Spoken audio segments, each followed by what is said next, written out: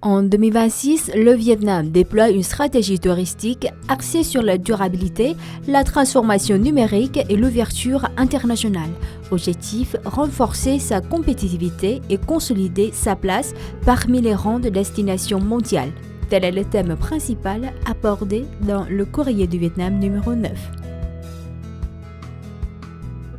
Après une année 2025 marquée par de fortes turbulences mondiales ainsi que par une profonde réorganisation administrative liée à la fusion de provinces, ministères et secteurs nationaux, le tourisme vietnamien a néanmoins su affirmer sa position, enregistrant le taux de croissance le plus élevé au monde, 21%. Accompagné de nombreux résultats remarquables, reconnus et salués par des organismes internationaux prestigieux. S'inscrivant dans cette dynamique, l'année 2026, soutenue par l'essor des technologies numériques, voit le tourisme national résolument engagé à lever les goulets d'étranglement, à relever les défis structurels et à œuvrer pour un avenir fondé sur un secteur vert et durable. En 2026, la province de Gia Lai au centre accueille l'année nationale du tourisme, une occasion en or de mettre en avant ses atouts, de stimuler les investissements et de donner un nouvel élan à l'économie locale. Placé sous le thème Gia Lai, les montagnes embrassent la mer. L'année nationale du tourisme Gia Lai 2026 prévoit 155 événements, dont 21 organisés par le ministère de la Culture, des Sports et du Tourisme, 34 en collaboration avec d'autres provinces et villes et 100 dirigés par la province elle-même. C'est la première fois que Gia Lai, deuxième plus grande province du pays avec plus de 21 500 km² de superficie, est choisie pour accueillir l'année nationale du tourisme. Pour sa part, en ce début d'année 2026, le secteur du tourisme de Hanoï a officiellement dévoilé les grandes orientations d'une nouvelle phase de développement. La capitale a annoncé la mise sur le marché de 80 produits touristiques, tout en faisant reconnaître 3 nouveaux sites comme destination touristique de niveau municipal. Pour découvrir d'autres articles, procurez-vous le courrier du Vietnam numéro 9 ou accédez au site lecourrier.vn.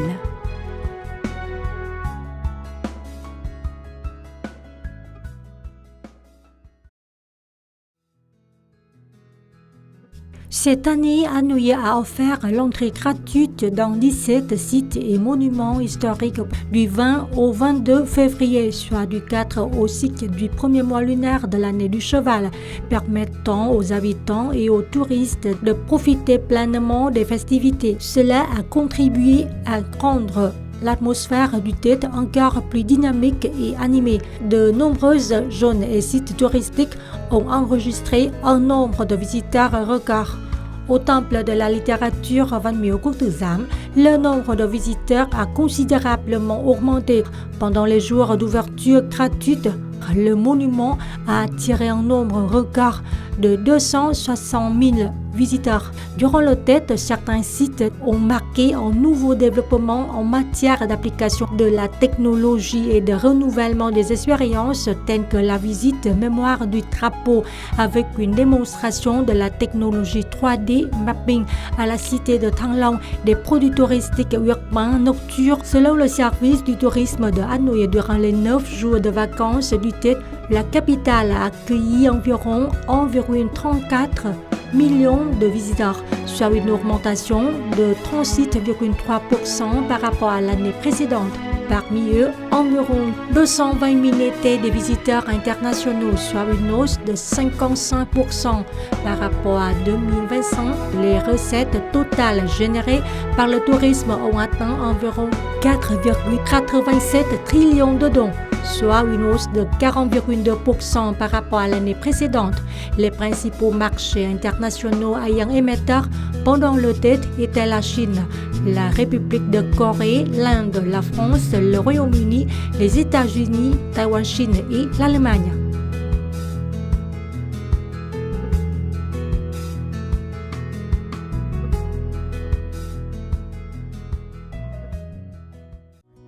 À chaque retour du printemps, les Vietnamiens aspirent à renouer avec les valeurs profondes et durables de la tradition. L'ouvrage Chuyện kể ngày xuân, propos racontés au printemps, a été conçu comme un voyage tout en douceur, invitant les lecteurs à retrouver les saveurs du Tết à travers les coutumes, les arts et des récits riches d'identité culturelle. Với cái cuốn Chuyện kể ngày xuân này thì chúng tôi là một số anh em Au départ, nous avions envisagé de travailler séparément, mais à l'occasion du Tết, unir nos efforts pour réaliser ensemble un livre consacré au jour du printemps nous a semblé bien plus porteur de sens. Có nhiều cái nét chấm phá về các nội dung khác nhau. Mong muốn của nhóm tác giả là cũng có một cái món ăn. Nous souhaitons offrir une nourriture de l'âme pour les jours du Tết. Nous avons rassemblé des histoires d'hier et d'aujourd'hui afin d'apporter au lecteur un regard renouvelé sur le Tết traditionnel. Những câu chuyện rất là bình thường trong cái đời sống thời xưa cũng như là đương đại ngày nay. Dans le rythme effréné de la vie moderne, alors que de nombreuses valeurs ancestrales tendent à s'estomper, Chuyện kể ngày xuân apparaît comme un hommage et un rappel des racines. Bốn anh em chúng tôi thì cũng đều là những nhà hoạt động và nghiên cứu. Nous travaillons tous dans la recherche et la valorisation de la culture traditionnelle et nous souhaitons partager ces beautés d'antan avec le public. Đây đó ở trong xã hội mà đã có một cái quá trình, có một cái quãng thời gian đã mai một cũng đã quên đi.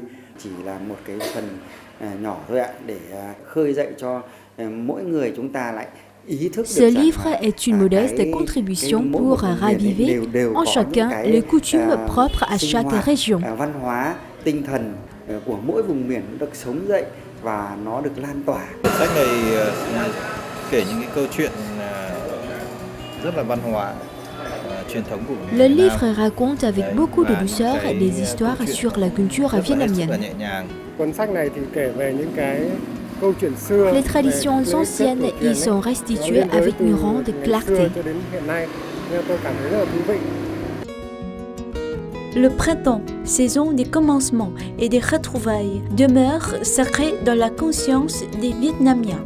À travers une écriture simple et sensible, Chuyện kể ngày xuân contribue à préserver ces valeurs pour qu'elles continuent de vivre pleinement dans la société d'aujourd'hui.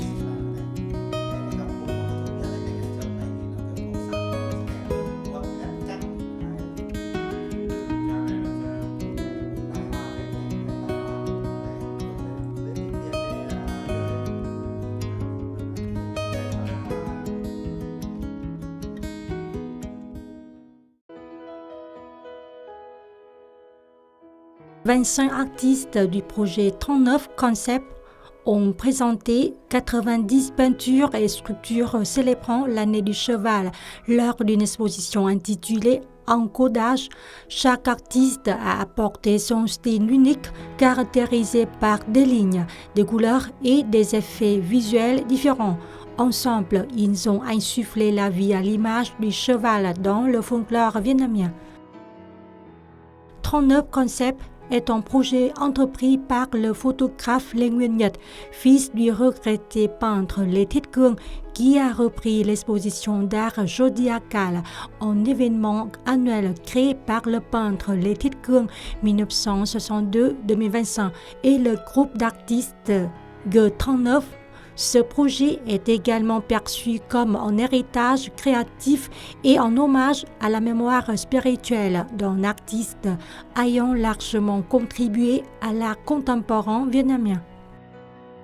Si l'on se place du point de vue des habitants, les morceaux de bois charriés par les crues ne servent généralement que de combustible, mais pour ma part, je souhaite les transformer en œuvres d'art, les installer dans un espace où les amateurs d'art peuvent venir les contempler. Lorsque je commence à travailler, j'essaie toujours de préserver l'esprit de la crue, les traces d'érosion et d'impact que la nature a laissé sur le bois. Mon intervention ne représente qu'une petite part. Elle consiste principalement à appliquer de l'art lacqué traditionnel. La combinaison de ce matériau naturel avec un élément traditionnel et un souffle contemporain a donné naissance à l'œuvre Cùi Lũ, boire de cru. L'exposition présente des œuvres qui mettent en lumière les dimensions spirituelles et historiques de l'iconographie équestre dans les épopées ainsi que des œuvres qui utilisent un langage abstrait pour interpeller la perception visuelle du spectateur.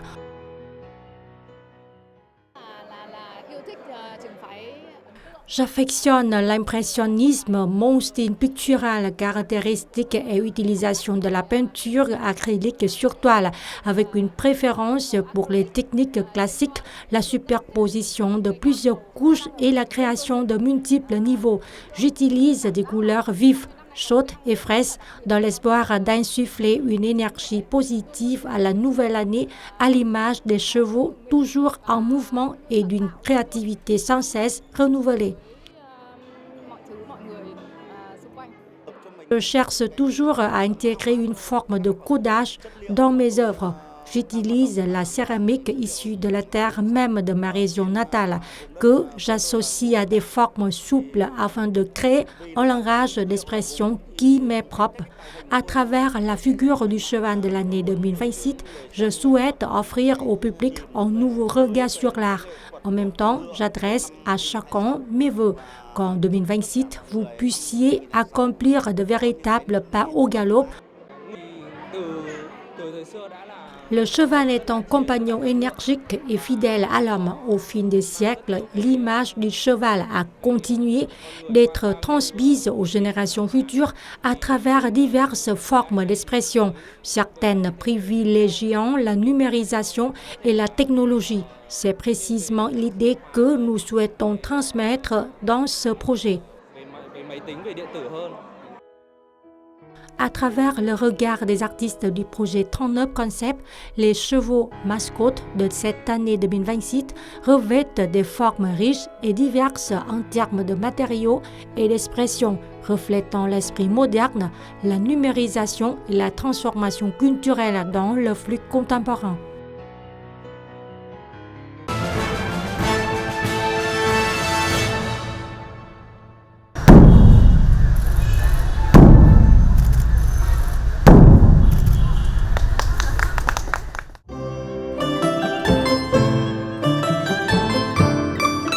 Sous un crachin printanier typique du Nord, l'ambassadeur de France au Vietnam, Olivier Prochet, s'est rendu au cours des premiers jours de l'année du cheval 2026, année de Bính Ngọ, au temple de la littérature Văn Miếu Quốc Tử Giám à Hanoï pour découvrir et vivre les charmes des traditions vietnamiennes.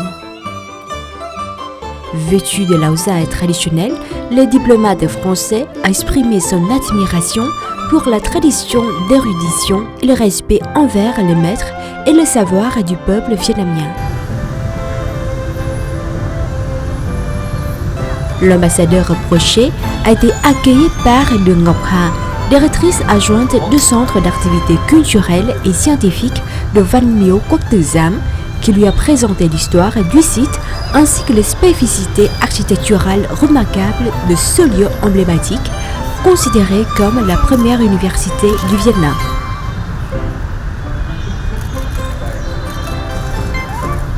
Devant les 82 stèles des docteurs, inscrites au registre de la mémoire du monde, le diplomate a manifesté un profond respect pour les valeurs historiques, intellectuelles et morales préservées à travers les siècles en ce haut lieu du savoir.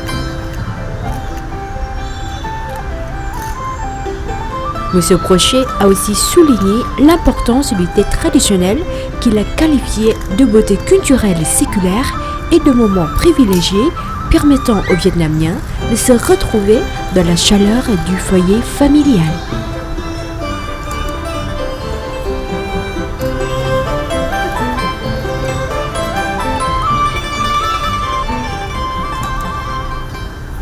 Quand on voit le déroulement du Tết, évidemment, on ne peut penser qu'à la fête de Noël en France. C'est ce qui s'en rapproche le plus, pas par la signification, mais par l'ambiance générale et notamment par la dimension centrale de la famille qui se retrouve, parfois qui vient de loin pour se retrouver dans une atmosphère chaleureuse, dans une atmosphère d'amour au sein de la cellule familiale, dans une atmosphère aussi qui est, et ça c'est très marquant au Vietnam, peut-être encore plus qu'en France, d'honorer les personnes les plus âgées, d'honorer ses anciens enseignants, par exemple. C'est quelque chose qui m'a toujours beaucoup marqué, que je trouve tout à fait remarquable, parce que derrière ces symboles, derrière cette vie au moment de la fête du Tet, eh bien,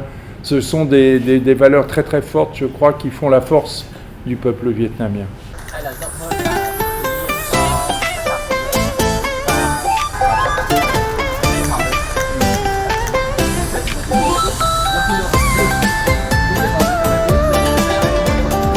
Moment fort de cette promenade printanière, l'ambassadeur de France a pu s'initier à l'art traditionnel de la calligraphie. Se procurer de beaux idéogrammes auprès des lettrés calligraphes est une coutume ancestrale des Vietnamiens à l'occasion du Nouvel An lunaire. À cette période, les habitants sollicitent les maîtres calligraphes afin d'obtenir des caractères porteurs de chance dans lesquels ils placent leurs espoirs de réussite dans la vie, mais aussi de succès scolaires pour leurs descendants.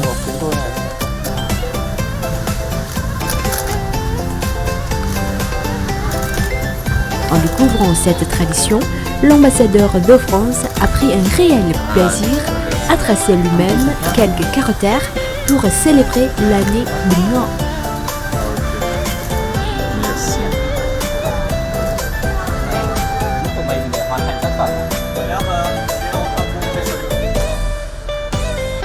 À cette occasion, le maître calligraphe du Centre d'activités culturelles et scientifiques lui a offert une œuvre hautement symbolique, le caractère paix.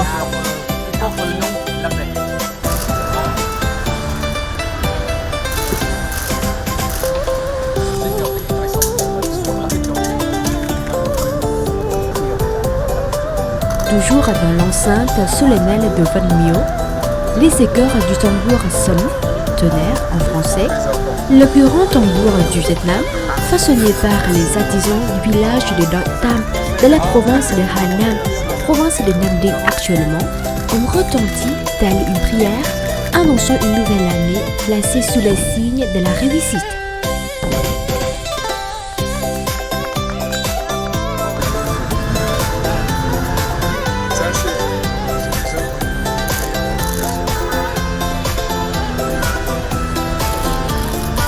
À proximité, l'ambassadeur a visité l'exposition thématique Le cheval s'invite en ville, organisée au sein même du monument national spécial de Van Mio Quốc Tử Giám.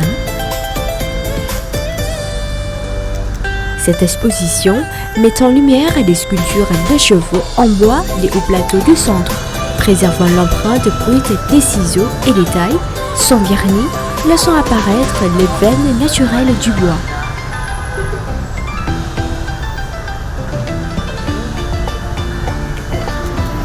Le cheval symbolise non seulement force et persévérance, mais aussi un rappel de la volonté, de la créativité et de l'ambition de s'envoler en cette année de Big Bang.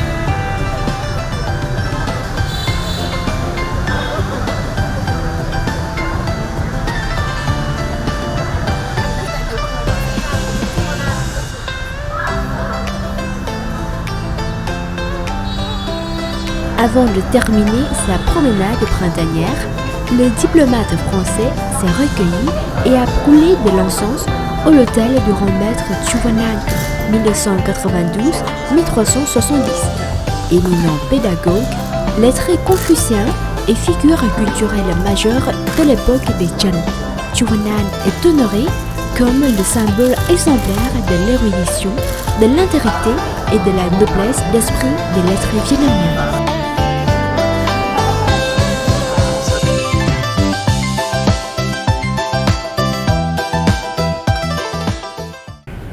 C'est un grand honneur pour moi d'être dans ce lieu emblématique, si chargé d'histoire, qui incarne la culture vietnamienne. Et c'est effectivement la troisième fois que je vais participer à ces festivités du Tet. Je sais l'importance que ça a dans le cœur de chaque Vietnamien. C'est un événement très important, bien sûr, c'est la nouvelle année, mais c'est bien plus que ça. C'est une grande fête familiale, c'est une fête dans laquelle il y a une communion, je dirais, entre les générations qui est très forte. Et d'ailleurs, je suis très touché chaque année de voir cette ambiance qui monte progressivement vers le Tet et qui est une très belle incarnation de à la fois la vitalité, le respect que les Vietnamiens ont entre eux et leur capacité à s'engager en permanence vers l'avenir avec dynamisme.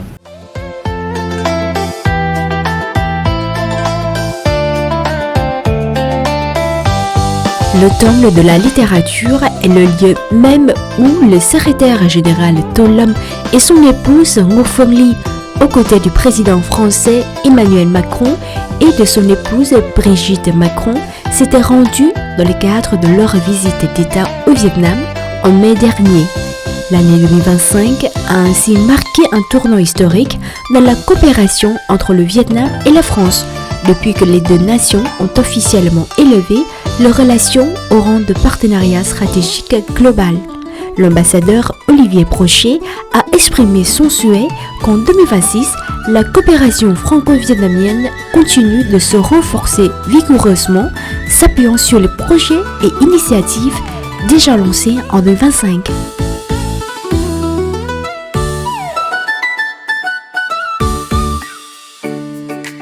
Je voudrais souhaiter à chacun d'entre vous une très belle année du cheval pour vous, pour vos proches, la santé, le bonheur, la réussite dans tous vos projets.